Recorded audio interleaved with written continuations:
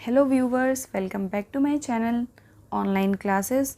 आज हम chapter number 6 start कर रहे हैं, 11th क्लास पॉलिटिकल साइंस, और चैप्टर का नाम है न्यायपालिका। तो ज़्यादातर अक्सर लोग ये समझ लेते हैं जिन्हें नहीं पता कि न्यायपालिका का मतलब है जैसे गांव और कस्बों में कि 4-5 वो सरपंच वगैरह और उनके जो साथी होते हैं उन सब से वो न्याय करते हैं, ठीक है, लोगों का मार्गदर्शन करते हैं, जो भी फैसला ले लेते हैं बस वही न्याय है, वही न्यायपालिका है। नहीं, न्यायपालिका सिर्फ इतनी नहीं है। न्यायपालिका एक बहुत बड़ी संस्था है जो पूरे देश को न्याय देती है, वो भी संविधान के हिसाब से। तो हम उसी के बारे में इस चैप्टर में बात करने वाले हैं। बहुत ही अच्छा चैप्टर है और बहुत ही नॉलेज देने वाला चैप्टर है। आपको मार्क्स तो मिलेंगे ही मिलेंगे, पेपर में पास भी हो जाओगे, लेकिन नॉलेज भी काफ़ी सारी मिलेगी इस चैप्टर से। तो सबसे पहले हम बात करते हैं स्वतंत्र न्यायपालिका का क्या मतलब होता है। क्योंकि आपने न्यूज़पेपर में, टीवी चैनल्स में जब न्यूज़ वगैरह दिखाते हैं तो उसमें ऐसे कहते हैं कि न्यायपालिका की स्वतंत्रता का क्या हुआ, या स्वतंत्र न्यायपालिका ऐसा नहीं करती वगैरह वगैरह। तो स्वतंत्र न्यायपालिका से क्या मतलब है कि न्यायपालिका को कोई दबा रहा है क्या, या फिर किसी ने उसको पकड़ के रखा है क्या, कोई कंट्रोल कर रहा है क्या। तो इसका क्या मतलब है, मतलब जिस पर सरकार का दबाव ना हो, जैसे कि सरकार, कार्यपालिका और विधायपालिका। जैसे कि हमें पता है कि न्यायपालिका भी सरकार का ही अंग है। सरकार के 3 अंग होते हैं, एक कार्यपालिका, एक विधायिका और तीसरा होता है न्यायपालिका। तो 2 अंग हमने पढ़ लिए, ये भी सरकार का ही अंग है। लेकिन जैसे कि आपने देखा है कि सरकार का हस्तक्षेप हर चीज़ में रहता है, ठीक है, तो न्यायपालिका में उसका कोई हस्तक्षेप नहीं होना चाहिए। क्योंकि अगर सरकार का दबाव न्यायपालिका पर आ गया तो आप समझ ही सकते हैं क्या होगा, बहुत सारे क्राइम होंगे और सरकार जो है वो अराजकता की स्थिति में आ जाएगी। अराजकता मतलब जिस पर कोई अंकुश नहीं रहता, अपनी मनमानी करने लगेगी, ठीक है। क्योंकि अभी जो सरकार फैसले करती है, एक तो वैसे ही हमारे देश में इतने सारे धर्म जाति समूह के लोग रहते हैं, तो सबको देख के फैसले करने पड़ते हैं कि किसी भी धर्म समूह जाति को ठेस ना पहुंचे, ठीक है, किसी एक का फ़ायदा ना हो। लेकिन अगर न्यायपालिका स्वतंत्र नहीं होती और इस पर सरकार का दबाव आ जाता है, तब तो सारे फैसले ऐसे ही होने लगेंगे कि जो किसी एक विशेष धर्म के लिए हों और बाकियों को चोट पहुँचाएँ, ठीक है। तो स्वतंत्र न्यायपालिका का मतलब होता है जिस पर सरकार का कोई दबाव ना हो, ठीक है, वो अपने फैसले खुद से करे। खुद से मतलब जो भी उनकी जिम्मेदारी है, जो भी उनके पास अधिकार है, पावर है, सत्ता है, उसके हिसाब से। फिर है हमें स्वतंत्र न्यायपालिका क्यों चाहिए। तो अभी मैंने बताया स्वतंत्र न्यायपालिका क्योंकि अगर नहीं होगी तो देश अराजकता की स्थिति से आ जाएगा। पहला तो झगड़ों का निपटारा करने के लिए, अगर न्यायपालिका स्वतंत्र नहीं होगी तो कुछ झगड़ों का निपटारा कभी नहीं होगा। जैसे अगर सरकार में भी तो झगड़े हो जाते हैं, राज्य सरकार और केंद्रीय सरकार में झगड़े हो जाते हैं कई बार, तो उनका निपटारा कौन करेगा। अगर सरकार का दबाव उन पे हो जाएगा तो वो तो अपनी मर्जी से कोई भी फैसला लेने के लिए कह देंगे, तो ऐसे में झगड़े का निपटारा कहाँ होगा। कानूनी ढंग से बिना भेदभाव के झगड़े का निपटारा करने के लिए, ठीक है, कानूनी ढंग से, ये नहीं कि जज को मान लो कोई अच्छा लग रहा है तो वो उसके पक्ष में बोले, नहीं, कानूनी ढंग से बिना भेदभाव के। और न्यायपालिका किसी भी राजनीतिक दबाव से मुक्त हो, इसलिए हमें स्वतंत्र न्यायपालिका चाहिए, ठीक है। सबसे पहले झगड़ों का निपटारा, जैसे आपसी मतभेद जो 2 लोगों में होते हैं वो झगड़ों का निपटारा, 2 समुदाय या 2 धर्मों में जो झगड़ा होता है उसका भी निपटारा, कई बार 2 सरकारों में, कई बार क्या बहुत ज़्यादा होता है, जब केंद्र में अलग सरकार होती है, जैसे कि केंद्र में बीजेपी है लेकिन राज्य में, किसी राज्य में कांग्रेस जीत गई, किसी राज्य में आप सरकार जीत गई, तो वो दूसरे को नीचा दिखाने की कोशिश करते हैं जानबूझ के, ठीक है, क्योंकि एक दूसरे को पसंद नहीं करते कि ये क्यों जीत गए, तो एक दूसरे को नीचा दिखाते हैं बहुत सी चीज़ों में, तो झगड़े बन जाते हैं।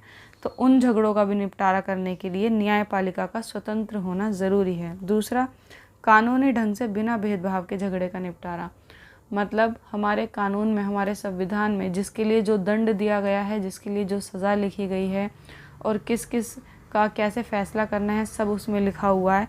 तो उसी ढंग से बिना भेदभाव के होना चाहिए। एक इसलिए भी न्यायपालिका स्वतंत्र होनी चाहिए, क्योंकि अगर ऐसा नहीं होगा तो क्या होगा, नेता कोई भी क्राइम करेंगे और न्यायपालिका पर दबाव बनाएंगे और बाइज्जत बरी होकर निकल लेंगे, जैसा कि होता भी है। इसके बाद तीसरा आता है न्यायपालिका किसी भी राजनीतिक दबाव से मुक्त हो। राजनीतिक दबाव का मतलब यहाँ पे सरकार से नहीं है। राजनीतिक दबाव जैसे कि मान लीजिए न्यायाधीश को मतलब जज को कि पद खोने का डर हो, ठीक है, ये राजनीति होती है। या फिर कोई भी उसके मन में कोई डर हो या फिर कोई बात हो जिसकी वजह से उसको कोई हानि हो रही हो, तो ऐसा राजनीतिक दबाव जिसकी वजह से वो अपने फैसले उसी हिसाब से ले, ना कि कानूनी ढंग से ले। तो इसलिए राजनीतिक दबाव से मुक्त होना ज़रूरी है और इसलिए हमें न्यायपालिका का स्वतंत्र होना ज़रूरी है। इसके बाद हम आते हैं कि न्यायपालिका की स्वतंत्रता का क्या अर्थ है। अब हम इसे डिटेल में समझेंगे। वैसे तो मैं तुम्हें आप सभी को ऊपर बता चुकी हूँ कि न्यायपालिका का स्वतंत्रता का क्या मतलब है। सीधा सीधा सा कि सरकार का कोई दबाव ना होना। लेकिन हम इसे डिटेल में समझते हैं। नंबर 1, सरकार के अन्य जो 2 अंग हैं, पहला विधायिका और दूसरा कार्यपालिका, ये दोनों अंग न्यायपालिका के कार्यों में किसी प्रकार की बाधा ना पहुँचाएँ, क्योंकि वरना ठीक ढंग से न्याय ना हो पाएगा। अब इन्हें मैं डिटेल में खुल के बता रही हूँ, ठीक है। सरकार के अंग न्यायपालिका के निर्णयों में हस्तक्षेप ना करें। ना है कार्यपालिका और ना ही विधायिका, दोनों कोई भी हस्तक्षेप नहीं करेगा किसी भी बात में। न्यायाधीश बिना भय और भेदभाव के अपना कार्य करे। मतलब न्यायाधीश जो जज होता है उसके अंदर एक तो कोई डर नहीं होना चाहिए किसी नेता का, किसी पद का, किसी भी चीज़ का, तभी वो बिना भेदभाव के कार्य करेगा। अगर उसके मन में डर बैठा दिया जाएगा, बेचारे के बच्चे किडनैप कर लिए जाएंगे, तो वो क्या ही न्याय करेगा। तीसरा, न्यायपालिका की स्वतंत्रता का अर्थ स्वेच्छाचारिता या उत्तरदायित्व का अभाव नहीं है। न्यायपालिका देश की लोकतांत्रिक राजनीतिक संरचना का एक हिस्सा है, ठीक है। लोकतांत्रिक राजनीतिक संरचना का एक हिस्सा है। लोकतांत्रिक जो लोगों के हक में बोलती है, ठीक है, जो आज़ाद है बिल्कुल, जो जिस पे दूसरों का कोई मनमाना ढंग या कुछ नहीं चलता। इसका और इस पूरे को मिला के अगर हम सीधा सीधा कहें तो वही बात है कि सरकार के बाकी 2 अंग कार्यपालिका और विधायिका का कोई भी हाथ न्यायपालिका में ना होना, कोई दबाव ना होना, ठीक है। इसके बाद बात आती है न्यायाधीशों की नियुक्ति। न्यायाधीश मतलब जज, उनकी नियुक्ति मतलब उनको उनके पद पे बैठाना, ठीक है। तो जो जज होते हैं, जैसे सुप्रीम कोर्ट है, हाई कोर्ट है, बड़े बड़े कोर्ट हैं और छोटे कोर्ट भी, तो उनकी नियुक्ति कैसे होती है, मतलब कौन सी सीट पे कौन सा जज बैठेगा, ये कौन डिसाइड करता है और कैसे डिसाइड करते हैं, उसके बारे में हम पढ़ेंगे। न्यायाधीशों की नियुक्ति कभी भी राजनीतिक रूप से निर्विवाद नहीं रही। मतलब हमेशा ही ये विवाद का किस्सा रहा है, क्योंकि विवाद इसलिए होता है जिसका जो भी फ्रेंड होगा, मतलब किसी भी नेता का जिसका जो अच्छा फ्रेंड होगा न्यायाधीश, वो चाहेगा वही कुर्सी पे बैठे, ताकि आने वाले टाइम में जब वो नेता कोई भी क्राइम करे तो न्यायाधीश उसे बचा ले, ठीक है। तो इस तरीके से हमेशा ये विवादित ही रहता है हमेशा। ये राजनीतिक प्रक्रिया का एक हिस्सा है। यह बात अपने आप में महत्वपूर्ण हो जाती है कि उच्च न्यायालय और सर्वोच्च न्यायालय में न्यायाधीश कौन होगा। जब बात सर्वोच्च न्यायालय, जिसे हम इंग्लिश में सुप्रीम कोर्ट कहते हैं, और उच्च न्यायालय, जिसे हम इंग्लिश में हाई कोर्ट कहते हैं, जब इन कोर्ट की बात आती है ना, तो न्यायाधीश कौन होगा ये एक अलग ही विवाद बन जाता है।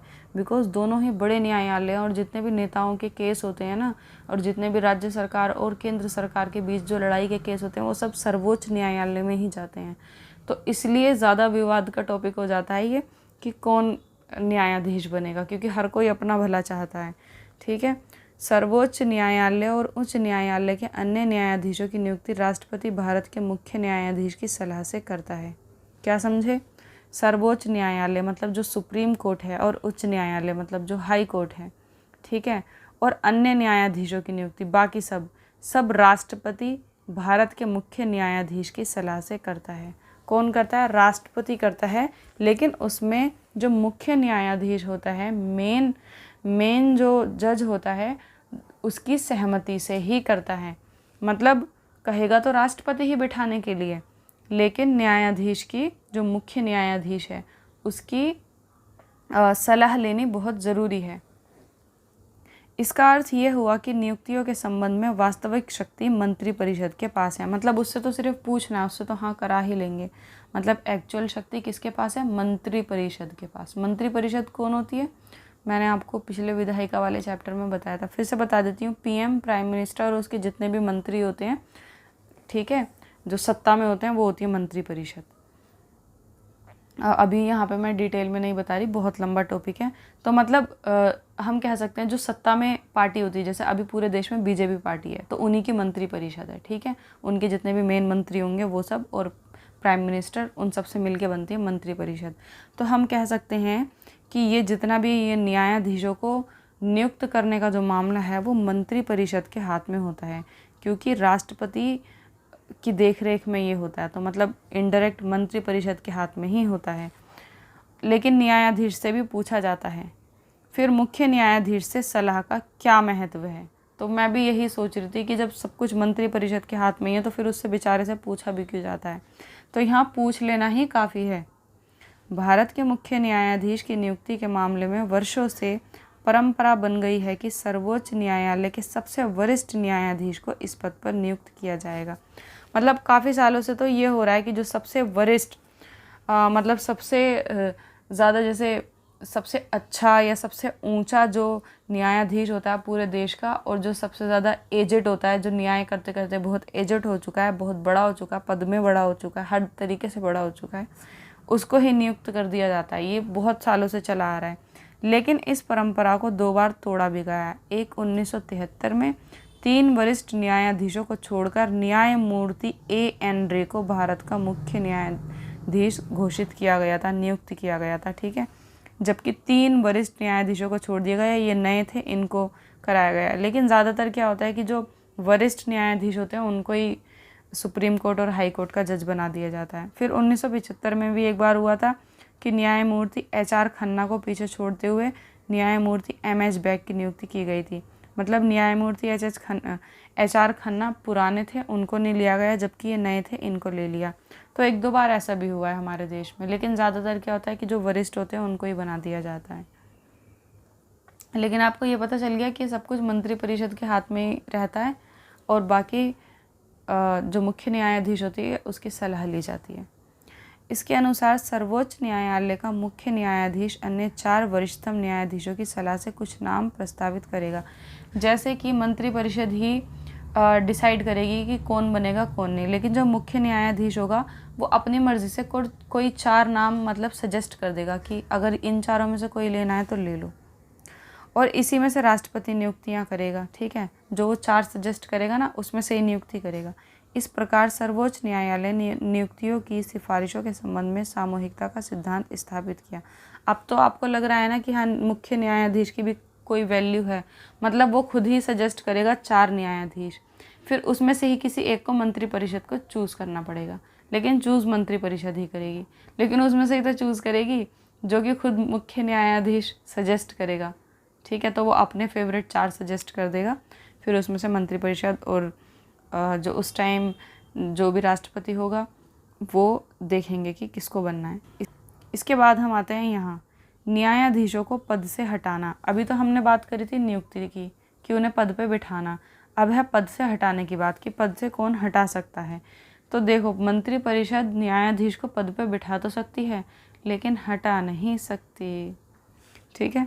सर्वोच्च न्यायालय और उच्च न्यायालय के न्यायाधीशों को उनके पद से हटाना काफ़ी कठिन होता है, बहुत ही मुश्किल काम है हटाना।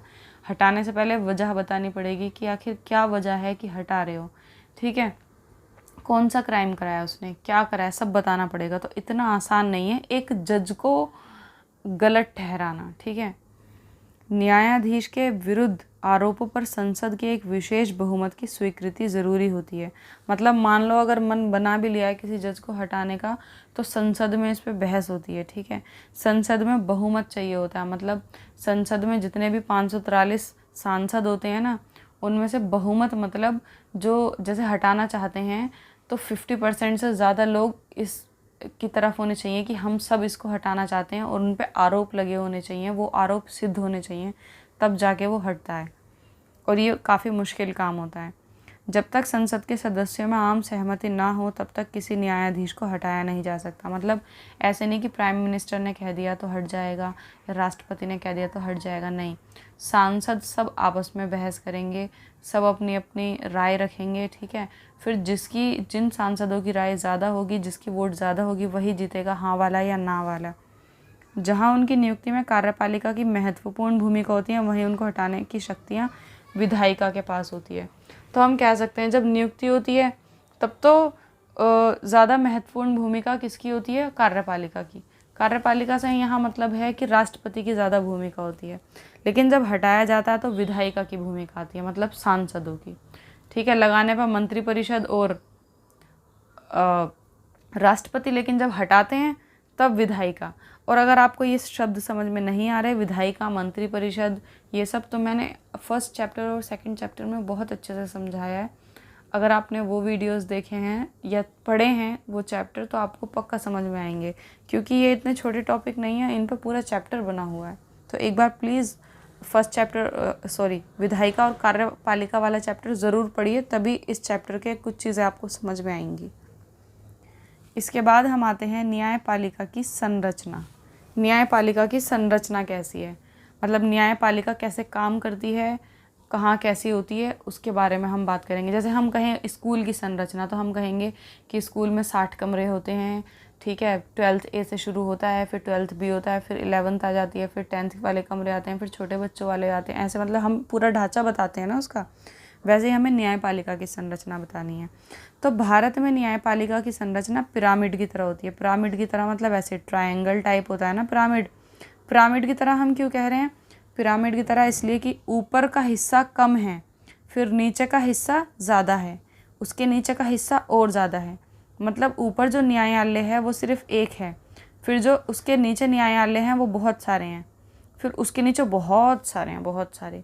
तो सबसे ऊपर आता है सुप्रीम कोर्ट, सर्वोच्च न्यायालय, जो पूरे इंडिया में सिर्फ एक ही है। उसके बाद आता है उच्च न्यायालय। उच्च न्यायालय जिसे हम इंग्लिश में हाई कोर्ट कहते हैं, वो हर एक राज्य का अलग है, दिल्ली का अलग, यूपी का अलग, ठीक है। फिर उसके बाद आ जाते हैं जिला अधीनस्थ न्यायालय।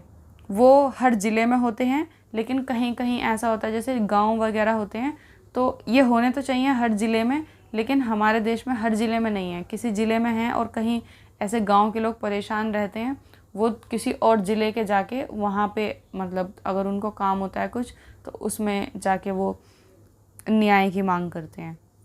तो आप यही मान के चलिए कि पहले होता है सर्वोच्च न्यायालय जो एक होता है, फिर हाई कोर्ट होता है, ठीक है, उच्च न्यायालय जो हर राज्य में एक होता है, और उसके बाद अधीनस्थ न्यायालय जो सबसे छोटे न्यायालय होते हैं जो आसपास में हमें मिल जाते हैं। तो हम जैसे लोग तो ज़्यादातर इन्हीं में जाते हैं, ठीक है, सबसे छोटे वाले न्यायालयों में। और फिर उसके बाद जब केस ज़्यादा बड़ा हो जाता है, ये सुनवाई नहीं होती, तब ऊपर वाले न्यायालयों में अपील की जा सकती है। सर्वोच्च न्यायालय, उच्च न्यायालय, जिला अदालत और अधीनस्थ अदालत, ये दोनों एक ही टाइप की समझो आप, थोड़ा बहुत ही डिफरेंस है, ठीक है। 4 टाइप के न्यायालय हो गए। इसके बाद हम सबसे पहले पढ़ेंगे सर्वोच्च न्यायालय के बारे में, और सर्वोच्च न्यायालय के बारे में ही सबसे ज़्यादा पढ़ेंगे क्योंकि इसी की सबसे ज़्यादा भूमिका है। तो इसके पास क्या क्या पावर होती हैं? इसके फैसले सभी अदालतों को मान्य होते हैं। अगर कोई भी फैसला सर्वोच्च न्यायालय करेगा तो वही सारे रूल्स जितने भी न्यायालय हैं पूरे देश में सभी को अपनाने पड़ेंगे। ये समझ लो जैसे हमारे स्कूल में प्रिंसिपल होता है ना, वो जो भी कहेगा सारे टीचर्स और बच्चों को मानना होता है, वैसे ही सर्वोच्च न्यायालय जो भी कहेगा वो सारे जितने भी न्यायालय हैं वो सब सर्वोच्च न्यायालय, उनके सामने प्रिंसिपल है, उन सबको मानने पड़ेंगे। ये उच्च न्यायालय के न्यायाधीशों का तबादला कर सकता है, ठीक है। सर्वोच्च न्यायालय के पास ये भी पावर होती है कि ये हाई कोर्ट के जज और बाकी जितने भी कोर्ट होते हैं उन सभी के जज का तबादला कर सकता है, मतलब इधर उधर पहुंचा सकता है, हटा नहीं सकता। तबादला मतलब होता है बदलना, जैसे एक हाई कोर्ट से दूसरे हाई कोर्ट में पहुंचा देगा, ठीक है, ट्रांसफ़र कर देगा, इंग्लिश में ट्रांसफ़र।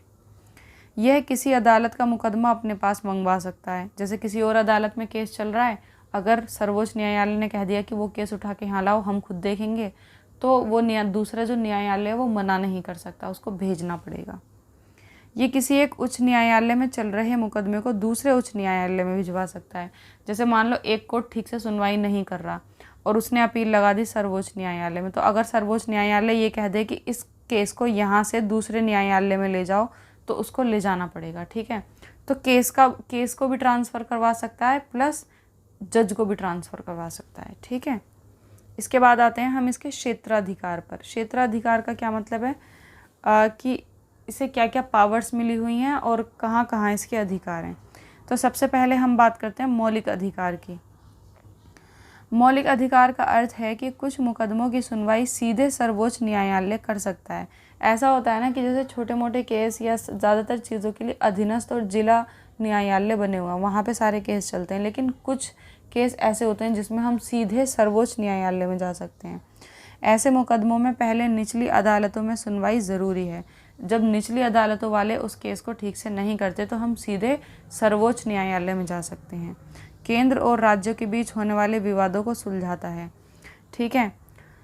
केंद्र सरकार और राज्य सरकार के बीच जितने भी विवाद होते हैं, लड़ाई झगड़े होते हैं, एक दूसरे पे जो आरोप लगाते हैं नेता, उन सबको सर्वोच्च न्यायालय ही सुलझाता है। इसके बाद एक और अधिकार है जिसे हम रिट के नाम से जानते हैं। रिट का मतलब क्या है? रिट का मतलब होता है विशेष आदेश। मतलब सर्वोच्च न्यायालय के पास एक विशेष अधिकार होता है, एक अलग सा अधिकार, जिसमें क्या होता है, जिस व्यक्ति के मौलिक अधिकारों का उल्लंघन हुआ हो, ठीक है, उसके पास विकल्प है कि वह चाहे तो उच्च न्यायालय या सीधे सर्वोच्च न्यायालय जा सकता है। यह है विशेष अधिकार जिसे हम रिट कहते हैं। मतलब सुप्रीम कोर्ट के पास ये हक है और लोगों के पास भी ये हक है कि उन्हें लगे कि उनके मौलिक अधिकारों का उल्लंघन हुआ तो वो डायरेक्ट सर्वोच्च न्यायालय में जा सकते हैं बिना किसी छोटे न्यायालय में केस लड़े। इन रिटों के माध्यम से न्यायालय कार्यपालिका को कुछ करने या ना करने का आदेश दे सकता है। इस विशेष अधिकार की वजह से ना ये कार्यपालिका को भी आदेश दे सकते हैं कि आपको क्या करना है क्या नहीं करना। आपने देखा ना, कई बार आपने न्यूज़ में देखा होगा कि सुप्रीम कोर्ट ने सरकार को ऐसे लताड़ा या फिर इस तरीके से डांट सुनाई, ठीक है, फटकार दी, ऐसे ऐसे वर्ड यूज़ करते हैं वो लोग। तो वो वही होते हैं कि वो खुद आदेश दे देता है अगर उसको लगता है न्यायालय को कि देश में काफ़ी कुछ गलत हो रहा है। इसके बाद तीसरा आता है अपीली क्षेत्राधिकार। अपीली क्षेत्राधिकार सर्वोच्च न्यायालय अपील का उच्चतम न्यायालय है। अपील कर सकते हैं, कोई भी व्यक्ति उच्च न्यायालय के निर्णय के विरुद्ध सर्वोच्च न्यायालय में अपील कर सकता है। जैसे आप किसी छोटे कोर्ट में गए, यहाँ तक कि हाई कोर्ट में भी गए, आपकी सुनवाई नहीं हो रही, तो आप उसके खिलाफ शिकायत कर सकते हैं, ठीक है, अपील कर सकते हैं, मतलब रिक्वेस्ट कर सकते हैं सर्वोच्च न्यायालय के पास, और वो उस अपील को सुनता भी है। जैसे फौजदारी के मामले में निचली अदालत किसी को फांसी की सज़ा दे दे, जबकि मान लो वो सज़ा के लायक ना हो, तो उसकी अपील सर्वोच्च न्यायालय में की जा सकती है। तो आप सर्वोच्च न्यायालय में एक बार और उस केस को खुलवा सकते हैं, अपील कर सकते हैं कि सज़ा नहीं होनी चाहिए ये वाली। लेकिन अगर वो भी सज़ा मुकर्रर कर दें वहाँ पे कि ये वाली सज़ा होती है, तो फिर कहीं जाने का कोई फ़ायदा नहीं है। लेकिन अपील तो हो सकती है। कई बार ऐसा होता है कि अपील करने से बच जाते हैं। उच्च न्यायालयों को भी अपने नीचे की अदालतों के निर्णय के विरुद्ध अपीली क्षेत्राधिकार है। और यही बात मतलब अपने से नीचे न्यायालयों को लागू होती है। जैसे सर्वोच्च न्यायालय के लिए जो हाई कोर्ट हैं वो अपील कर सकते हैं, ठीक है, हाई कोर्ट के खिलाफ अपील कर सकते हैं। और हाई कोर्ट के खिलाफ कौन अपील करेगा? जो उसके नीचे अधीनस्थ और जिला अदालतें होंगी वो कर देंगे। इसके बाद एक और आता है सलाह संबंधी क्षेत्राधिकार। इसके अनुसार भारत का राष्ट्रपति लोकहित या संविधान की व्याख्या से संबंधित किसी विषय को सर्वोच्च न्यायालय के पास परामर्श के लिए भेज सकता है। मतलब भारत का राष्ट्रपति अगर सलाह चाहता है किसी भी चीज़ में, तो वो परामर्श के लिए, जैसे राष्ट्रपति को समझ में नहीं आ रहा कि जो नया कानून बना है वो जनहित में है या नहीं, लोगों के हित में है या नहीं, लोगों के लिए अच्छा है या नहीं, तो वो सर्वोच्च न्यायालय के पास परामर्श के लिए भेज सकता है, ठीक है। लेकिन ना तो सर्वोच्च न्यायालय ऐसे किसी विषय पर सलाह देने के लिए बाध्य है और ना ही राष्ट्रपति न्यायालय की सलाह मानने के लिए। मतलब ये ज़रूरी नहीं है कि सर्वोच्च न्यायालय उस पर जो भी विचार देगा वो राष्ट्रपति को ज़बरदस्ती मानने पड़ेंगे, ये भी ज़रूरी नहीं है। और ना ही ये ज़रूरी है कि वो उससे सलाह मांगे, मतलब राष्ट्रपति न्यायालय से सलाह मांगे, ये भी ज़रूरी नहीं है। लेकिन उनके पास ये एक विशेष अधिकार है कि अगर कन्फ्यूज़न है तो वो ऐसा कर सकते हैं, ठीक है। इसके बाद हम आते हैं न्यायिक सक्रियता। अब हम न्याय की बात करेंगे। भारत में न्यायिक सक्रियता का मुख्य साधन जनहित याचिका या सामाजिक व्यवहार याचिका रही है। जनहित का क्या मतलब होता है? जनहित मतलब जो जनों के हित में हो, जो लोगों के लिए अच्छा हो, जो सभी लोगों के लिए अच्छा हो, उसे कहते हैं जनहित। जन मतलब लोग, हित मतलब उसके पक्ष में, जो लोगों के पक्ष में हो, लोगों के लिए अच्छा हो। तो भारत में न्यायिक सक्रियता का मुख्य साधन जनहित याचिका या फिर सामाजिक व्यवहार याचिका रही है। जनहित याचिका का क्या अर्थ होता है? ये मोस्ट इम्पोर्टेंट टॉपिक है। कानून की सामान्य प्रक्रिया में कोई व्यक्ति तभी अदालत जा सकता है जब उसका कोई व्यक्तिगत नुकसान हुआ हो। जब दो लोगों की लड़ाई हो गई हो या किसी एक का कोई नुकसान हुआ हो तो वो क्या कर सकता है? अदालत में जा सकता है। या फिर किसी पे कोई केस लग गया हो, फालतू में वो फंस गया हो, तो वो अदालत जा सकता है। लेकिन कुछ चीज़ें ऐसी होती हैं कि हम उसमें इन्वॉल्व नहीं होते, लेकिन फिर भी वो हमें बुरी लगती हैं। जैसे हम रोड से जा रहे हैं, कचरा पड़ा हुआ है, रोज़ उसी रोड से जाते हैं, कचरा मिलता है हमें। अब हम वहाँ से 2 सेकंड में निकल जाते हैं रोड से, लेकिन हमें बुरा लगता है कि यहाँ कचरा क्यों पड़ा हुआ है। तो वो मेरी अकेले की प्रॉब्लम नहीं है, वो किसकी प्रॉब्लम है? वो सबकी प्रॉब्लम है, लेकिन याचिका मैं ही डाल रही हूँ। ठीक है, तो वो होती है जनहित याचिका, मतलब जो जनों के हित में हो, जिससे जो हमारी पर्सनल प्रॉब्लम ना हो कि सभी की प्रॉब्लम है। ठीक है, तो नुकसान हुआ हो, इसका मतलब ये है कि अपने अधिकार का उल्लंघन होने पर या किसी विवाद में फंसने पर कोई व्यक्ति इंसाफ पाने के लिए अदालत का दरवाज़ा खटखटा सकता है। ये हम सभी को पता है। लेकिन 1979 में इस अवधारणा में बदलाव आया। 1979 में इस बदलाव की शुरुआत करते हुए न्यायालय ने एक ऐसे मुकदमे की सुनवाई करने का निर्णय लिया जिसे पीड़ित लोगों ने नहीं बल्कि उनकी ओर से दूसरों ने दाखिल किया था। पहले ऐसा नहीं होता था, लेकिन 1979 में ये वाली जो अवधारणा थी कि कोई भी किसी को कोई नुकसान है तो वो अदालत का दरवाज़ा खटखटा सकता है, इसको हटा के ये कर दिया गया कि अगर दूसरों को भी नुकसान है तो हम पीड़िता के लिए एक्शन ले सकते हैं। जैसे मान लो हमारे पड़ोस में कोई अपनी वाइफ को या फिर वाइफ अपने हस्बैंड को बहुत परेशान करती है और हम खूब उस चीज़ को मतलब नोटिस कर रहे हैं कि एक बंदा यहाँ बहुत परेशान हो रहा है, वो शिकायत नहीं कर पा रहा, तो उसकी तरफ से हम भी शिकायत कर सकते हैं कि हमें इन दोनों से ही परेशानी है, रोज़ लड़ते हैं और आवाज़ें हमारे घर तक आती हैं। तो ये जनहित याचिका में आ जाएगा। ठीक है, अब जनहित याचिका का मैं यहाँ पे बता दूँ, यही हुआ था जब जनहित याचिका बनी थी ना, मतलब ये वाला कानून आया था, तो लोगों ने यही करना स्टार्ट कर दिया था कि पड़ोस की बिल्ली म्याऊं म्याऊं करती है तो वो आवाज़ें मुझे आती हैं, मैं सो नहीं पाती म्याऊं म्याऊं की वजह से, तो जनहित याचिका डाल दी। मतलब करोड़ों याचिकाएँ डेली आ रही हैं। ठीक है, लाखों याचिकाएँ डेली आ रही हैं। तो इससे क्या हुआ, कोर्ट पे बहुत ज़्यादा बोझ बढ़ गया। तो कोर्ट ने क्या करा, कोर्ट ने 1 लाख रुपए की 1 लाख रुपए का एक वो रख दिया, मतलब हम उसको फ़ाइन नहीं कह सकते, एक कीमत रख दी 1 लाख रुपए। अगर कोई भी याचिका दायर कराएगा जनहित याचिका तो उसको पहले 1 लाख रुपए जमा कराने पड़ेंगे। अगर सच में वो जनहित याचिका निकली, वो जनों के हित में निकली, तो आपका वो 1 लाख रुपए वापस कर दिया जाएगा। अगर वो नहीं हुई याचिका, वो एम टाइम पास हुआ, तो वो 1 लाख रुपए आपके बेकार चले जाएंगे, उनको कोर्ट ही रख लेगा। उसके बाद लोग समझ गए कि हमें सचमुच वाली जनहित याचिका ही डालनी है। ठीक है, नकली वाली नहीं। जनहित याचिकाओं के माध्यम से न्यायालय ने अधिकारों का दायरा बढ़ा है। ठीक है, क्योंकि लोगों की पहुंच चली गई और ऊपर से ये जितने भी मतलब लोगों के हित में जो काम हो रहा है वहाँ से अदालत का दायरा ही बढ़ा है।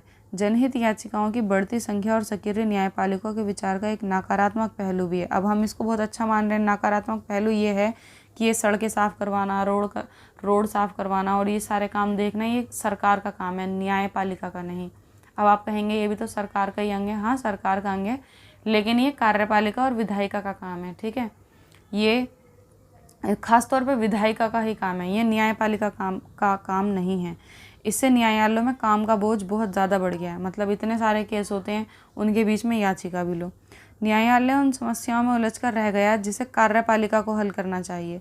उदाहरण, वायु, ध्वनि प्रदूषण, भ्रष्टाचार सुधार। वास्तव में ये सब न्यायपालिका के काम नहीं है, ये सभी काम विधायिका की देखरेख और प्रशासन को करने चाहिए। कार्यपालिका और विधायिका इनके काम ही है। ठीक है, इसके बाद हम आते हैं न्यायपालिका और संसद। ठीक है, अब न्यायपालिका और संसद के बारे में बात करेंगे कि दोनों का क्या कनेक्शन है आपस में।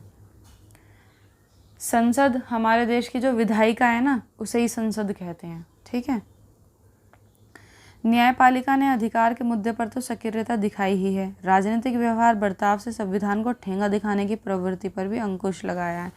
मतलब ये जो जितने भी नेता वगैरह होते हैं इनके पास इतनी पावर होती है तो ये संविधान को ठेंगा ना दिखा दे। ठेंगा दिखाने का मतलब ये है कि संविधान को माने ही ना, ठीक है, संविधान को अपने हाथों में ले लें और कुछ भी करते फिरें, जैसा कि करते भी हैं।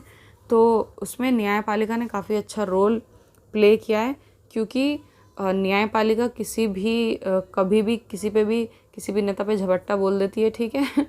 जिसने जो भी क्राइम किया हो उसके खिलाफ आवाज़ें उठाई जाती हैं, उसके खिलाफ केस लड़ा जाता है। तो इसी कारण जो विषय पहले न्यायिक पुनरावलोकन के दायरे में नहीं थे उन्हें भी अब इस दायरे में ले लिया गया है, जैसे राष्ट्रपति, राज्यपाल की शक्तियाँ। भारतीय संविधान शक्ति के सीमित बंटवारे, अवरोध तथा संतुलन के एक सुंदर सिद्धांत पर आधारित है। भारतीय संविधान जो है शक्ति के सीमित बंटवारे पे आधारित है। भारतीय संविधान में कुछ शक्तियाँ कार्यपालिका को प्राप्त हैं, कुछ शक्तियाँ विधायिका को और बहुत सारी शक्तियाँ न्यायपालिका को। इसका मतलब ये है कि सरकार के प्रत्येक अंग का एक स्पष्ट कार्य क्षेत्र है। मतलब तुम्हें बहुत सारे अधिकार भी मिले हैं, लेकिन आप एक दूसरे पर शक्तियाँ इस प्रकार से बांटी गई हैं कि तीनों ही एक दूसरे पर दबाव नहीं बना सकते। जानबूझकर ऐसा किया गया है, क्योंकि अगर एक दूसरे को नियंत्रण मिल जाता कि एक दूसरे को नियंत्रण कर सकता है तो क्या होता कि नियंत्रण कर करके वो इतना ज़्यादा पावरफुल हो जाता, जो भी दूसरे पर नियंत्रण करता वो अराजकता की स्थिति में आ जाता, ठीक है, अपनी मनमानी करने लगता। संसद कानून बनाने और संविधान का संशोधन करने में सर्वोच्च है। संसद कानून बनाती है और संविधान का संशोधन कर सकती है, मतलब उसमें करेक्शन कर सकती है। कार्यपालिका उन्हें लागू कर सकती है तथा न्यायपालिका विवादों को सुलझाने और सुनिश्चित करने में सर्वोच्च है।